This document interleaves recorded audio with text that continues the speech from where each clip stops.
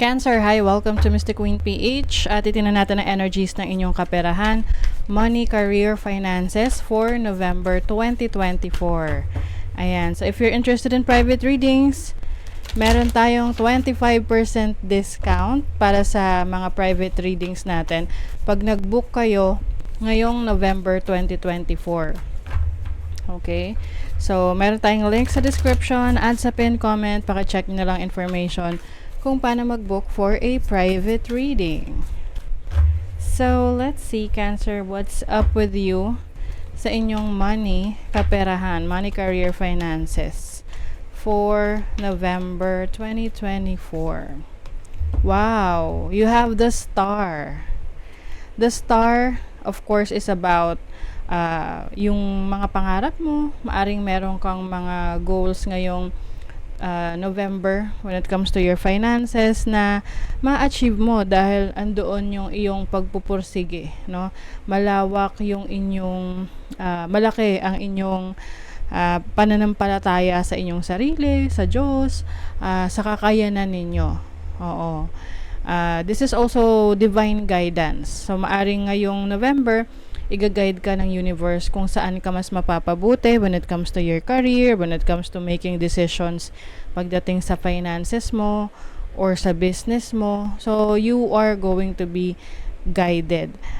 Minsan, no, parang, siya, blessing in disguise. Kasi, yung mga plano natin, hindi natutupad. Kasi merong redirection. Parang nire-redirect ka sa bagong landas. So, let's see what else. Oo, parang nililid ka sa iyong purpose eh. Divine Feminine. Divine Feminine is about fulfillment, being open to divine inspiration. So, yung iba sa inyo, Cancer, meron kayong inspiration ngayong November na simula ng isang negosyo, simula ng isang trabaho, isang project, or investment na gusto nyong pasukin. And I feel like you're going to be fulfilled in that journey. You have Sea Star. Star na naman siya. May star na naman. Sea Star is about simplicity. This is also about elegance and instinct.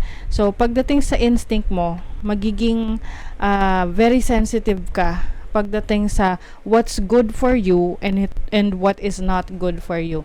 Let's say, for example, sa business, may nag-offer sa'yo na, uy, maganda tong business opportunity.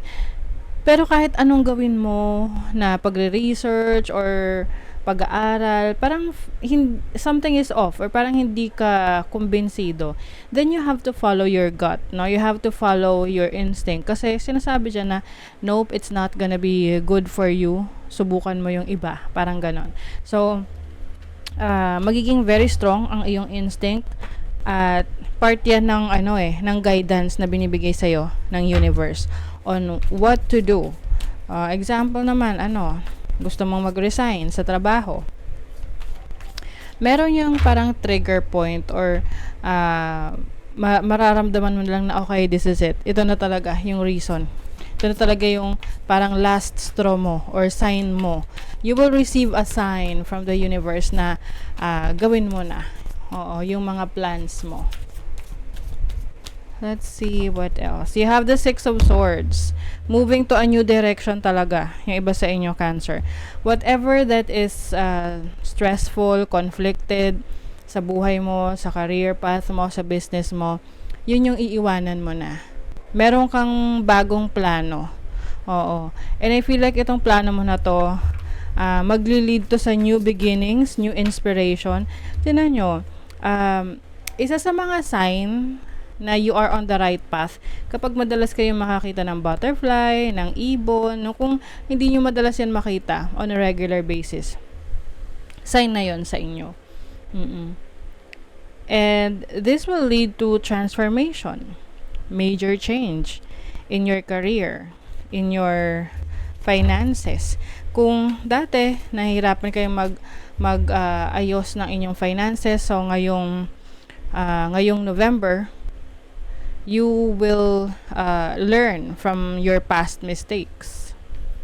You have the Two of Cups and then the Devil. Nako, yung iba sa inyo, maaring aalis kayo sa isang business partnership or sa isang collaboration with someone dahil you feel like hindi na siya nakakatulong sa inyong career or sa business ninyo. Maaring may realizations kayo na it's not healthy anymore. Maari kasing yung parang yung iba nabubulagan. Sa isang situation ninyo sa business, sa trabaho nyo na nagsistay kayo dyan for a certain person. Pwede kasing yung tao na yan sinasabi sa iyo na, uy, magstay ka pa, ilaban natin to, yung mga ganon. But it seems na hindi na talaga siya worth it para sa'yo. Let's say, sabi ng boss mo, magstay ka. Yung pala, na-realize mo kasi kailangan ka lang niya. Oo, kaya, kumbaga siya yung mahihirapan kapag umalis ka. Pero hindi na kinakaya ng mental health mo or nasa-stress ka na talaga sa trabaho or you feel like hindi ka na functional dun sa trabaho na yun, hindi ka na inspired. Okay? I also see that merong unhealthy habits dito pagdating sa pera na meron kang matututunang lesson pagdating dito. Pwedeng kumbaga parang merong isang tao na magpapa-realize sa'yo na yung habit mo sa pera is not good for you. Halimbawa, magastos ka or pagdating sa paggastos napaka-impulsive mo. Yung tipong di mo naman kailangan pero kumbaga na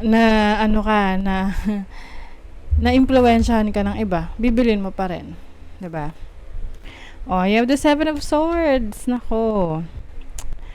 Parang sinasabi rito na it's not what it seems.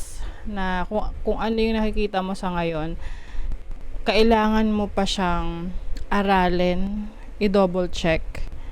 Okay? Kasi pwedeng yung iba sa inyo, you will be offered by an opportunity o may offer na opportunity sa'yo.